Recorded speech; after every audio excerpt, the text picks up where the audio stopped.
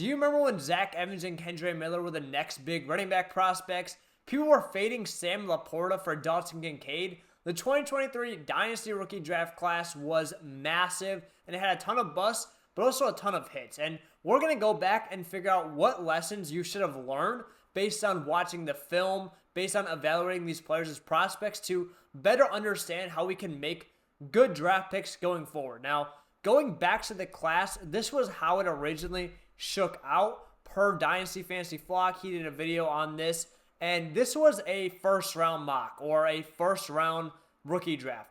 Bijan Robinson at pick 1, Anthony Richardson at pick 2, Bryce Young at pick 3, CJ Stroud at the 104, JSN at the 105, Jahmyr Gibbs at the 106, Quentin Johnson at the 107, Jordan Addison at the 108, Zay Flowers at the 109, Will Levis at the 110, Dalton Kincaid at the 111, and Zach Charbonnet at the 112. So overall, there's a ton of big names that are being viewed in the Dynasty community very highly today, but also a few that are very recognizable as massive misses. So the first main lesson that I really took away was trust the film on these talented running backs. Don't get sucked into crowd speak of just basic stats, basic numbers. Actually understand whether it's myself or other NFL draft analysts are talking highly of these running backs, because those are the ones that typically pan out in the NFL level. And for fantasy football, there's a very good crossover. For example, essentially 2 out of 3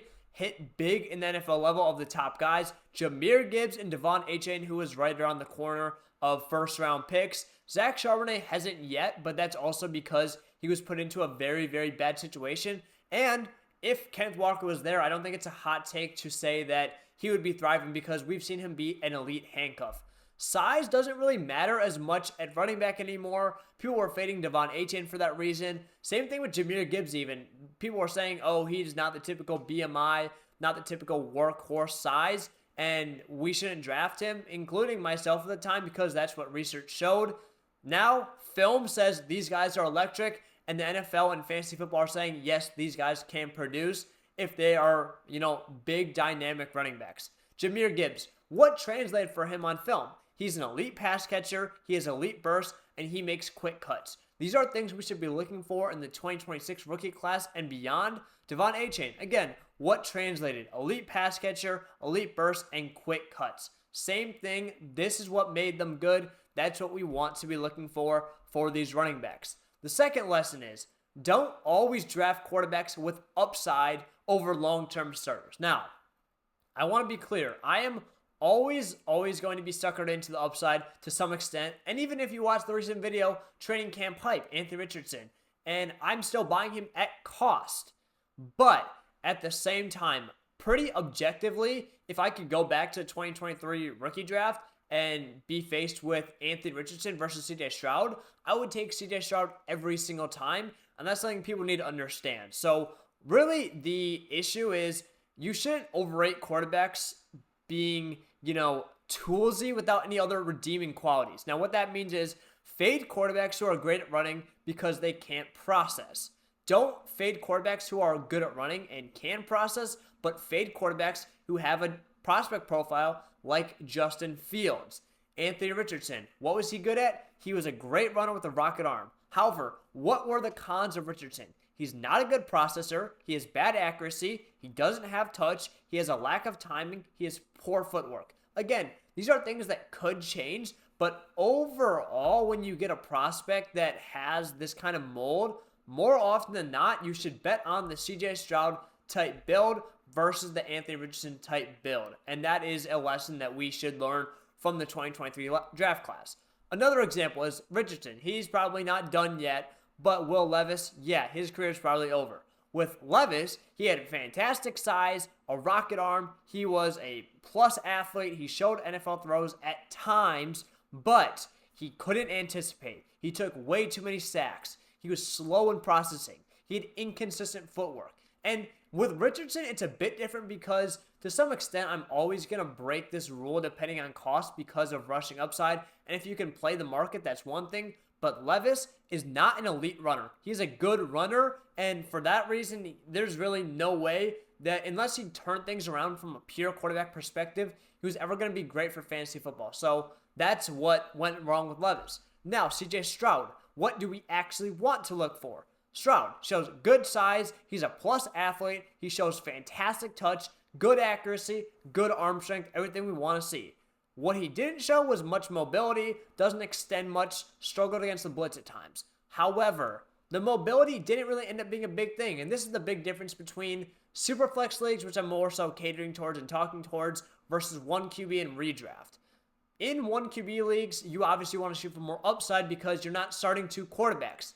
However, for Superflex, you're building your team around a quarterback. It's important. The position is treated much more so like in the NFL, where it has the most value of any position. So you want a guy that can be a consistent long-term starter for your team. Now, with that being said, if you have enjoyed the video right now, if you enjoy getting a fresh of breath air to learn about players from a film perspective and statistical analysis perspective, be sure to like, comment, subscribe before we jump into lesson 3 of the video. The last lesson here is tweener tight ends are becoming extinct. And what I mean by that is Dalton Kincaid.